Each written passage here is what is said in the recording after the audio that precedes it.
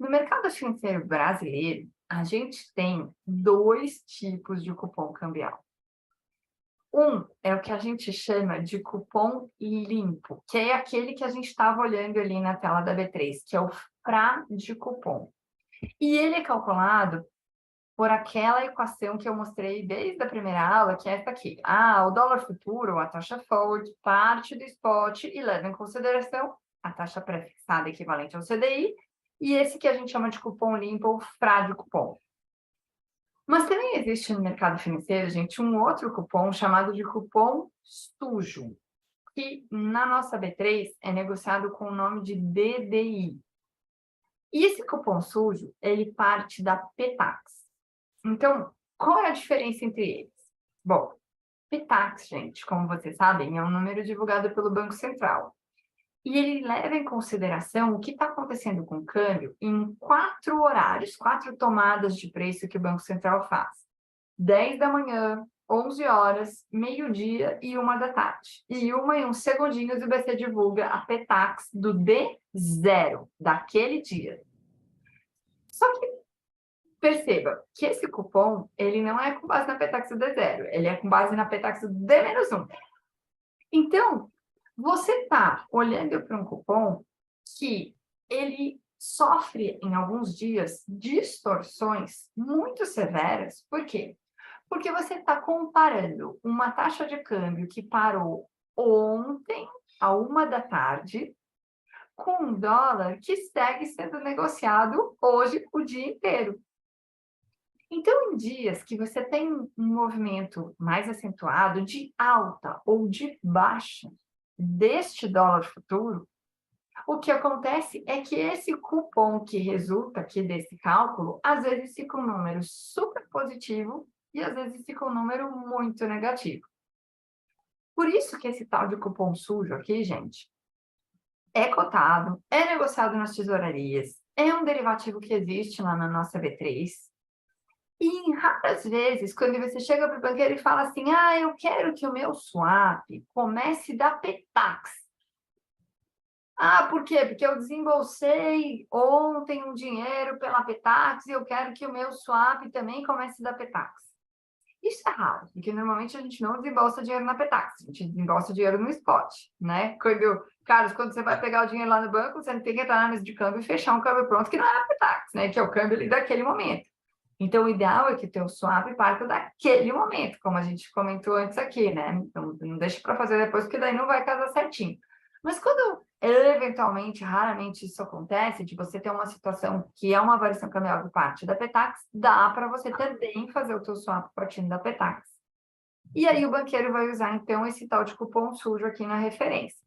E aí, só para você ter uma ideia de como esse número, às vezes, fica muito doidinho, sem significado econômico, eu coloquei aqui alguns prints de algumas telas, aqui, na verdade, antes desta forma, de alguns momentos, tá, em que esse cupom ficou bem distorcido. Então, isso aqui é um print dessa tela do cupom sujo ou do DDI, tá? Que daí, como eu falei para vocês, né, eu deixei certinho aqui os links para depois vocês darem uma olhada com mais detalhes nisso. Mas olha, nesse dia, por exemplo, que era fevereiro de 22, a gente teve um dia que esse primeiro cupom, que é esse juro em dólar, ele ficou super positivo e terminou, né, sendo negociado naquele momento que eu dei esse print, na casa de 43% ao ano. Aí você me pergunta, Berenice, tá bom, e quem em sua consciência vai tomar um dinheiro pagando 43% ao ano em dólar? Ninguém. Só para você ter um exemplo de como esse número perde o significado econômico quando você tem movimentos importantes no dólar. E ele fica, assim, bem positivo quando o câmbio cai em relação à Petax. E aí você tem dias que, como esse, por exemplo, que aqui nesse momento que eu dei o print, o mercado não estava mais aberto, mas olha aqui, ó, como tinha sido o ajuste desse primeiro futuro. Menos 26% ao ano. Por que esse juros fica negativo? Por causa daquela equação.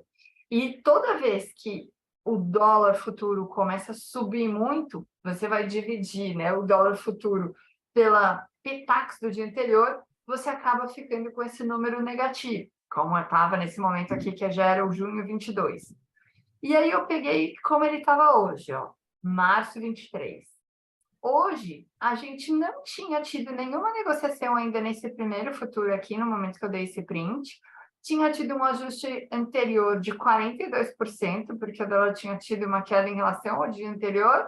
Depois, esse cupom ia para 13 no próximo vencimento, né? Esse primeiro aqui, o abril, esse aqui, o maio. E aqui, ó, nos prazos mais longos, gente, aí sim, esse cupom sujo vai ficando parecido com aquele cupom limpo que a gente tinha olhado, ó, e chegando mais perto daquela casa de 5,5%, 6% ao ano, porque no longo prazo essa diferença, essa variação do futuro para Petax, ela vai se diluindo, ela vai se dissolvendo.